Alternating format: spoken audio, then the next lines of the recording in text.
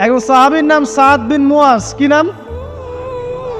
নবী করিম সাল্লাল্লাহু আলাইহি ওয়াসাল্লামের সাথে একদম ডান হাত হয়ে যুদ্ধ করেছেন দীর্ঘদিন। বদর তিনি বীর সেনা, উহুদের বীর সেনা, ঠিক আছে। খন্দকের যুদ্ধেও বীর বিক্রমে যুদ্ধ করেছেন। তিনি আনসার সাহাবী, একদম মদিনার নেতা সাহাবী। সব সাহাবী কিন্তু একরকম নন। কেউ ছিলেন নেতৃস্থানীয় সাহাবী, তিনি ছিলেন একজন নেতৃস্থানীয় সাহাবী, ঠিক আছে। সাদ বিন মুয়াজ, নবী করিম সাল্লাল্লাহু আলাইহি ওয়াসাল্লাম এত ভালোবাসতেন তাকে, এত ভালোবাসতেন যে তাকে নিজের মনে করতেন যে সাদ বিন মুয়াজ আনসাররা আমার নিজের। চারটাখানি কথা।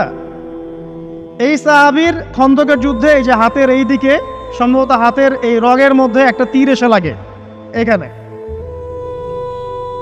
এবং তীরটা তিনি বের করতে গিয়ে রক্তটা ছিঁড়ে যায়। এরপর ফিনকি দিয়ে রক্ত বের হওয়া শুরু হয়।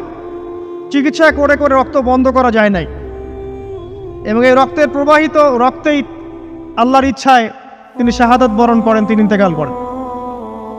নবী করিম সাল্লাল্লাহু আলাইহি ওয়াসাল্লাম প্রচণ্ড ব্যথিত হন, মানে মনটা তার খুব নরম হয়ে যায় সাদ বিন মুয়াজ রাদিয়াল্লাহু আনহুর জন্য। তো এই সাহাবীর যখন জানাজার নামাজ পড়ানো হচ্ছে, নবীজি বলছেন 70,000 ফেরেশতা তার নামাজে অংশ নিয়েছে। আর এই সাহাবীকে যখন কবরে শোয়ানো হয়েছে, নবী করিম সাল্লাল্লাহু আলাইহি ওয়াসাল্লাম পরে জানিয়েছেন কবরের যে মৃদু চাপ, সাদ বিন মুয়াজ রাদিয়াল্লাহু আনহুর কবরেও সেই মৃদু চাপ দেওয়া হয়েছে।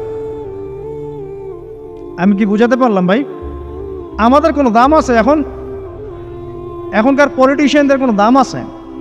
এখনকার সমাজ নেতার কোনো দাম আছে? এখনকার সুদখোরদের কোনো দাম আছে? এই ঘুষখোর দুর্নীতিবাজদের কোনো দাম আছে? আমরা যারা কাঠমোল্লা হয়ে আছি, আমাদের কোনো দাম আছে?